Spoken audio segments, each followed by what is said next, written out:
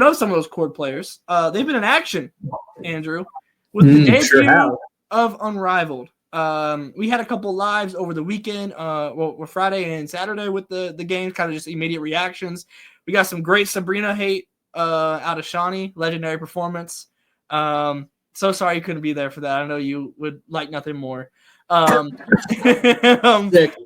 DMG, non-COVID illness. Yeah, we got the no cap injury report going up. But I'm just intrigued, like, just your initial thoughts. You weren't able to make it to either one of those lives. You were out doing some other things that we got a little bit to talk about later in the show with you, but some other bigger things as well. But I'm just intrigued from what you've seen. Any initial thoughts, any big surprises, whether it be players, the league itself, like what are the vibes for you with Unrivaled so far? I love the format. Like it's a smaller full court, but like being in the full court allows you that ability to run, which, the traditional game for 3x3 is a half court game, right? Which I think limits some of the opportunity for transition, for taking advantage of people in terms of tempo and pace. It forces you to be on point in every single moment at every single second. And I think that's a really cool thing. It doesn't feel gimmicky, and anytime these types of leagues start, and I'll be honest, dude, any 3x3 shit, I find gimmicky. Like I do big three, Olympic 3x3. Like it feels like flag football to me. Like it feels like the gimmick portion of the sport. It's in the slam ball. Tier, right? This is not that. And I think the format actually lends itself to it being a more credible and respectable game than a half-court 3x3 normally is. So I thought that piece of it was really cool. Ryan Howard has kicked absolute ass, and it makes me wonder about a pace and space, heavy volume Sounds shooting familiar. go offense in Atlanta. And I think the thing with Ryan that we see a lot of, and this dates back to the Kentucky days, is like when she's in it, she's locked in, but it's easy for her to not be in it. And when she doesn't feel energized, like it's not there. And you could see that this year, I think, with Tanisha Wright in Atlanta, like the read and react offense. It didn't feel like she was being put in places to succeed. And I feel like she kind of knew that, and you sort of saw it in the body language, which is fair, right? Like happens to the best of us. But I think seeing her rejuvenated, you see the talent, you see the rationale and reason for being the number one pick in the WNBA draft in her year. Like you see, okay, I see where the all WNBA player is that's hiding inside this all-star right now. Like I see that ceiling. I see that extra gear that can go. And that makes me excited because that's, Carl Smesko's job is to unlock that. And I think he has the capability to do so, but she's also showing she has the capability to exist in an offense like that too. Kate Martin might make the Aces regret not keeping her around and not protecting her. Because boy, really good. She was really, really good. Maybe not a all WNBA player in the future, but I mean, there's some shades in there of a player that can be really good in this league. Yeah. I think one of the things we miss about a player like Kayla McBride, right, is like Kayla came into the league and was actually really good. It just, I don't really know how I can describe why it didn't permeate that she was like a pretty consistent all-star level player for really her first like 5-6 years in the league, honestly. But I kind of see that as Kate Martin's ceiling, not from like a play for play perspective, but like from a production perspective of like what she can contribute to a team going forward. And I think 3x3 shows that a little bit, is like it flashes that like she's a little more than just a 3-and-D player. Yeah. There's a versatility to this game in here that, can be a little more complete, especially if she hits that 4-year leap like a Kelsey Plummer, a Sabrina Ionescu, or a Jackie Young. List goes on, honestly. Cock Copper, like a lot of them hit that 4-year, once they hit their 4th, I mean, it just went like this. So, I mean, if Kate Martin gets that too, then, that ceiling continues to expand. But I think we're seeing little ceiling flashes right now. And I think that's pretty neat. Gosh, what else in the way of surprises? Yeah, Sabrina hasn't played well, but whatever. Come on. Just move past that. You know what? No, like we never. What is our motto? Past ethical hate. We never lose. We just pivot. And when you have a player coming off a UCL surgery and the non-shooting hand, and it's on the thumb, and that's an important place for you to hold the ball. You know, that's the difference. That's what separates us from the apes or are these. And if it's a problem, you know, I think you got a little benefit of the doubt in what is an off-season. I wish Shawnee was here right now. I wish Shawnee was here to hear this. Look, Shawnee has ducked smoke on me before. I ducked smoke on Shawnee, but we all convene at a time that works with all of us and yell and scream about this one player as a family. But we're pivoting to injury recovery. That's what we're doing. Okay. I think that's it. I mean, like I love what they have. I think this is really cool. I want it, like I said, in 5 Out this week, our Monday column on nocapspacewbb.com. Link in the description. Yep, there you go. I want to see like a little more ethicalness. Like I want to know who doesn't like playing with each other after a week or two in this, right? Like I want to know what WNBA rivalries carry over into this, or is everyone just kind of like vacationing and fucking around and having fun, right? Yeah. I want to know who lets their competitive spirit kind of get the better of them, like who locks in because it's like, I will be competitive over a game of fucking Uno if it means that like I get to beat you. Basically, who is going to match Skylar and Jewel? Skylar and Jewel, yeah. They set the bar really, really high for anyone to match that. I'm waiting for the person to match Skylar Diggins' like dog in a vacation league, you know? That's a little more of what I want to see, but I think generally that's fine. Eradicate boom boom room, put that in the box. We put it. She didn't say it. She didn't say all the I other haven't heard it since Friday. That I hate.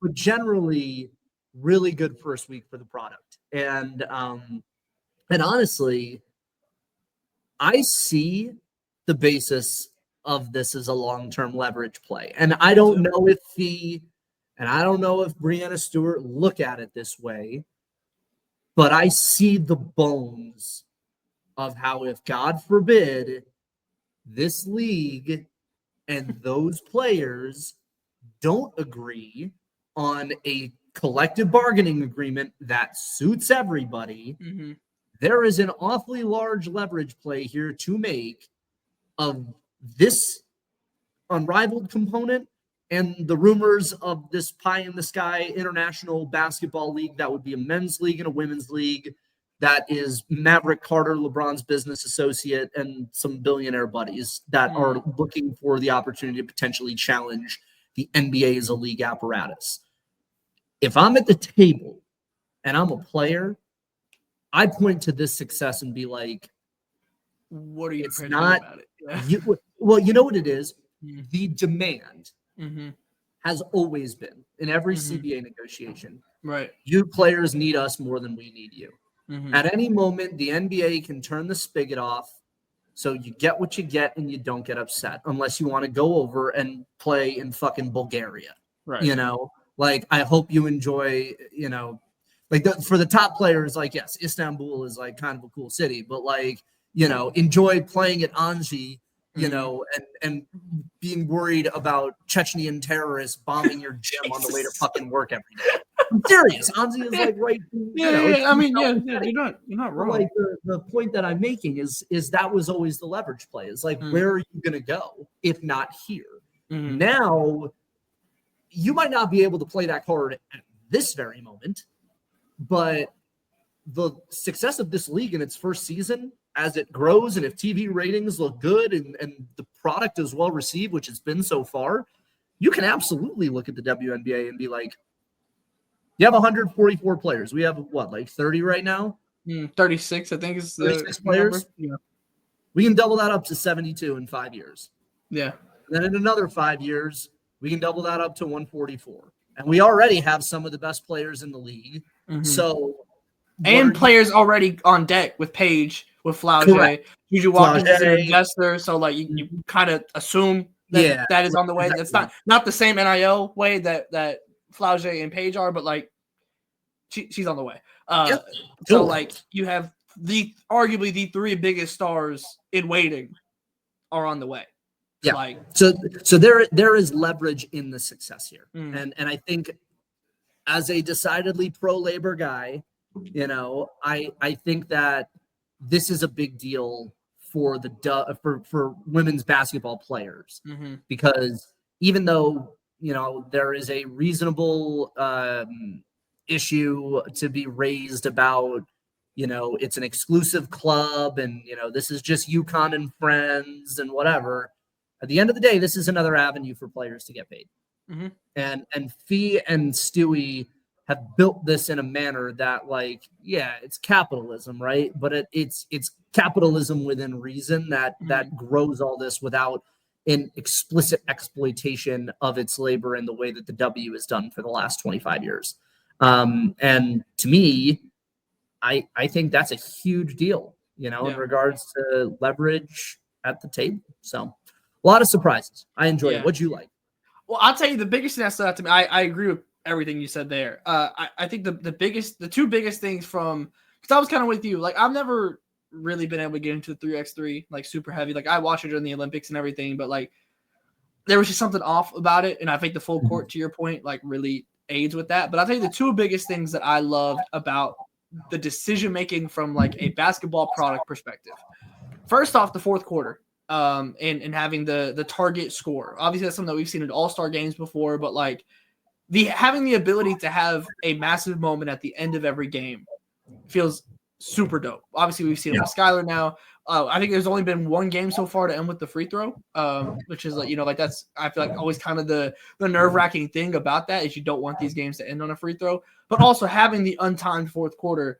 You don't get into the fouling matchup where the last 2 minutes of a game drags on forever and yada, yada, yada. We have this target score with a very high chance of there being some level of dagger play. And the desperation when you get towards the end of that target score has been some of the best moments so far. And I mean, the best moment was Skylar hitting the dagger against Jewel has been like the moment of Unrivaled so far. On top of, the whole back and forth of the game was the moment, but like ending it with that was super dope. I also think the other thing that I've loved is there's been commercial-free quarters. And like that is so like to me, like the broadcast from an investment standpoint has been great. Like you have your own studio with your own Unrivaled studio. I like the look of the arena. It's giving very much bubble vibes, but also if you saw any of the Overtime Select over the summer, it looks very heavily inspired by that. When me and Greer went to Atlanta for that, like the screens and everything is very Overtime Selected. So like if you haven't seen that, like it's very much a mix of bubble and overtime and what they've done there. And I think it looks great, but from a viewer perspective, there's more basketball on the TV at more times.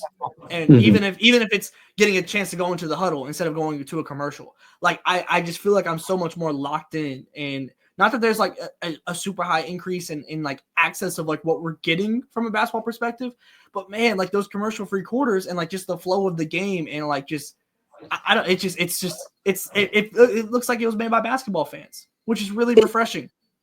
It also to that point specifically, TNT and Max, Warner's, for all of the mistakes that they have made in a litany of regards, entertainment, sports, and otherwise, right? It's a testament to how strong that brand is that we associate them with ball knowing in that way. Because I was sitting in a bar in Los Angeles and I was watching it on television, and it felt big because the TNT score bug is sitting there. And it's all the same accoutrements, all the same graphic packages, all the same stuff that TNT runs or ran for the NBA. And because of that, it gives a gravitas to it, right? It takes a second, and mind you, it grows. Right. I'm not saying that you need to operate with the same three people every single, negotiating window, because that's how we ended up with a decade and a half of ESPN treating women's basketball like shit. Quick historical aside, when we look back at the 80s and you look at the ratings, the numbers, the cultural resonance of like a 1986 NCAA tournament Final Four national championship between Cheryl Miller and Cynthia Cooper's USC and, a undefeated Texas team, that's a huge deal in the cultural resonance because it's CBS that has it. And it switches over, most of women's basketball switches over to ESPN sometime in the 90s. And when you look at the weird cultural swing that occurs, it kind of goes up post Title IX and then down a little bit. And then it kind of stays here until the last 10 years where it really starts to bump again. A lot of that's because ESPN took over the rights for a lot of this stuff and didn't give it the due that it needed. It takes a second to get used to the WNBA on ION, right? It takes you a couple of years to look at the graphics and to look at ION as the TV channel and be like, sure, seems normal, right? And the gaining of TNT, whether people know it or think about it consciously or not, is such a massive play from a marketing perspective because the association we have subconsciously with TNT is inside the NBA, is Chuck, Jack, Kenny, and Ernie, and a sadness when go over to ESPN because we don't get games on TNT anymore. We don't get Kevin Harlan. We don't get Spiro Ditas. Like, we don't get their commentary teams. We don't get their graphics. We don't get that love because that's one thing that I think Turner does so well. Turner loves fucking basketball. And they are so good at presenting that love the same way I think that CBS does that or did that with the SEC, the way they do it with Army Navy, the way they do it with March Madness. Like, they love that shit. NBC loves Sunday Night Football, and you can tell there's some properties that networks have, but they don't love. And Turner loves hoop. And so having Unrivaled be the partner here, Turner be Unrivaled's partner here, adds that element of it where it feels big, right? And like it feels legit. And I think that's such a huge piece, of all of this in a first week because it's a familiar channel. You're not telling someone to go search for it. You say basketball on TNT, someone's like, all right, I'll check it out. And that's what makes it great. Yeah. I mean, literally today, as in Monday when we're recording this, it had the pre-show for Unrivaled had an Inside the NBA lead-in. That's the type of things that you just don't get elsewhere. You're just not. It's a TNT only thing. So I couldn't agree more with all that. So again, I mean, it's crazy what investment will do and what this looks like. Again, like you get commercial free because you have all these partners that have invested. Like every quarter is sponsored by someone, and so you get these commercial free quarters because of the investment. You get the new studio, which really only ION has done when it comes to making a studio for women's basketball. We saw something like that with this TNT Unrivaled studio, and there's still improvements to be made. There's still growth to be had, but like just from a baseline foundation, you're already looking above several other networks that broadcast women's basketball. So like from a starting point, from a foundational perspective of what Unrivaled is wanting to be and is already, I don't really have many complaints, to be honest. And again, I came in pretty open-minded. I wasn't super excited. I wasn't like down on it. I didn't really know, frankly, what this was going to be. And I thought they had a great first impression. Yeah, go ahead. And that's an important thing in my last one too. We'll do a little media 101 from television industry guy here. Within our business, there are sports called tent poles, right? Like a big tent pole and all of this programming falls underneath it. The easy one for people here is the NFL. For ESPN, the NFL is the tent pole. Underneath that is NFL Live, NFL Countdown, Sports Center with SVP, A-Block discussions on First Take, every fucking podcast that they have, fantasy football shows, all of the programming around the NFL is underneath the NFL itself, right? The WNBA is trying to get to that status, is trying to be a tent pole, not to be the NFL, but the NBA is a tent pole. Major League Soccer on Apple is a tent pole. The WNBA on ION is a tent pole. That's why there's programming around it, because it is the property that they have nationally that they want to bring people to and thus make it big. Unrivaled for this period of time for TNT now and moving forward, it's not a big tent. It's not a circus tent. It's a little mini tent that you bring when you're out doing a day hike somewhere. But it's still a tent pole because it is a piece of programming that Turner needs and that Turner is willing to commit dollars to in the way of pre-games and post-games and additional content, social content. They believe that there's an appetite for this outside of the games. And so when the games begin or end, there's shoulder programming that comes around it as opposed to what ESPN typically does because they have so many different things on their plate. Go into the game, no pregame, game ends. Here's, fucking John Deere lawnmower racing. Like, it's like this. That's not being a temple versus being a temple. And the fact that Unrivaled even is a little mini tent pole right now is a huge deal. Yeah. Because it signifies that we are trending in the direction of the WNBA eventually becoming one of those things. And once you become one of those things, you are set for life in the world of television. You will always have, at least the way the market and industry works right now, there will always be an increase in your media rights every single time the deals come up. And that is what we have been asking for years. It's never been about, I think the payrolls for the Liberty should be, $200 million like the Miami Heat or the Los Angeles Lakers. But this money should be good enough that a revenue share is palatable to the owners, that you can go 51-9 the way the NBA does, and these players can get their share of what they are owed. And when you get to tentpole status, that becomes a much easier thing to fight for. And it's a big deal. Yeah, major. And I think that's the way to put Unrivaled right now. It's a big deal. It feels like it, which is super dope. Like across the board with women's basketball, like this is a landscape changer, whether it be with the WNBA, whether it be with media, like there's however you kind of want to slice it, like Unrivaled, you couldn't have asked for much more from opening week for Unrivaled. So I'm genuinely very excited to see where this momentum goes from a general public perspective and things of that nature. Because everyone I saw that isn't really a women's basketball fan heavy, like I saw several people talking about it on Twitter and being like, oh, this is real hoop. Like this is legit. And that is a fantastic cosign to get off rip. It's just the general public saying that this is real hoop, because that is what everyone wants to see. It's just some real hoop. That's what it comes down to. So yeah, I'm very excited to see how this season kind of continues for Unrivaled. And I know we're going to be covering it. Very excited. The lives we had were super fun already. So I'm definitely looking forward to more of that.